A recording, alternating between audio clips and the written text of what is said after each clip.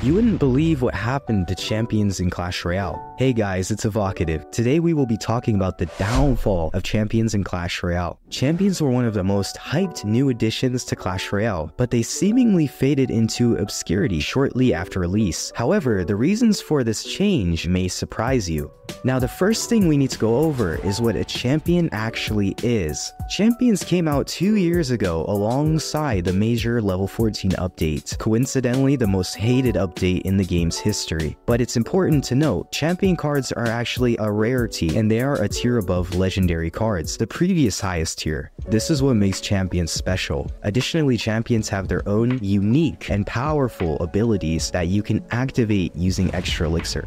Let's be real, none of the top tier players use any of the champions in their decks. Last season, not even one of the top 10 best players used a champion at all, and only 7% of all players globally are using any of the champions in their deck whatsoever. So here's the question, what happened to champions in Clash Royale? In this video, I will discuss why champions have been effectively axed in place of the new card evolutions. Furthermore, I will also teach you how to properly utilize champions to their maximum potential and how to effectively counter them. So make sure to stick around until the end because you won't want to miss a thing.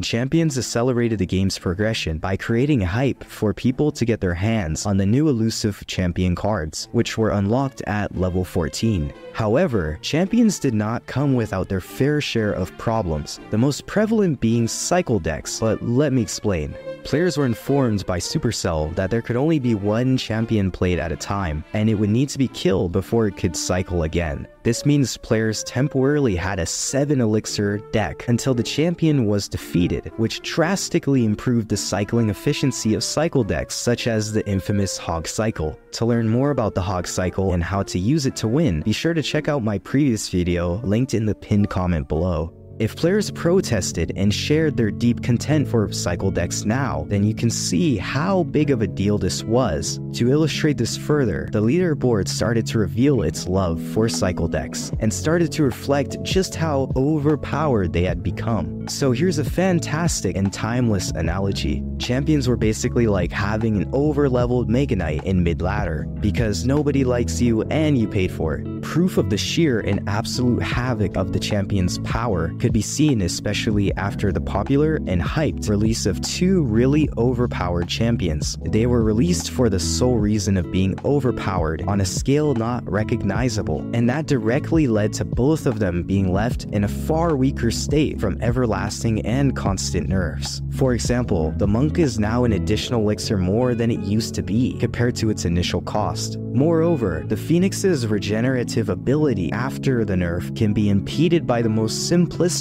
and commonly used spells in the game. It's a real shame to see where champions stand today, having merely a fraction of the power they used to have. It was even intended to be overpowered because of the difficulty it takes to get them, because what else would be the point of grinding for tireless weeks to get a mediocre and average card? To make things worse, the card evolutions came to put the nail in the coffin and bury the champions forever in the coldest and fermented fortified concrete. I mentioned previously how the top 10 best players did not use a champion because of card evolutions, and now it's easy to see why, especially when the card evolutions are actually 2 cards in one. The card that's consistently good, and then its evolution, which is a brokenly overpowered card that you are allowed after cycling a bit. This is not the only reason, however, that the evolutions are better. Additionally, the evolutions are not limited to level 14, although it's by no means easy to get because it requires shards and nobody knows how to get them quickly. That means you will linger over the evolutions, but it will prove to be worthwhile in the end. Your best bet is to look at the previous season's leaderboard and see which evolution the best players are using, but it's no problem if you do not possess the specific one they're using or it doesn't assimilate into your playstyle. Similarly, the champions can be utilized this way too. They may not be employed in the top echelon of play, but players preceding the top 10 are finding them useful alongside one of the powerful evolutions. That's exactly how you can properly utilize the champions, but without a doubt, neglecting evolutions will lead to diminishing returns. If anything, attempt to get an evolution, or better yet, several evolutions if you already have just one. The meta simply doesn't allow the champions to substantially improve your deck, whilst the evolutions will give you a notable return on investment. If you're interested, check out this video next.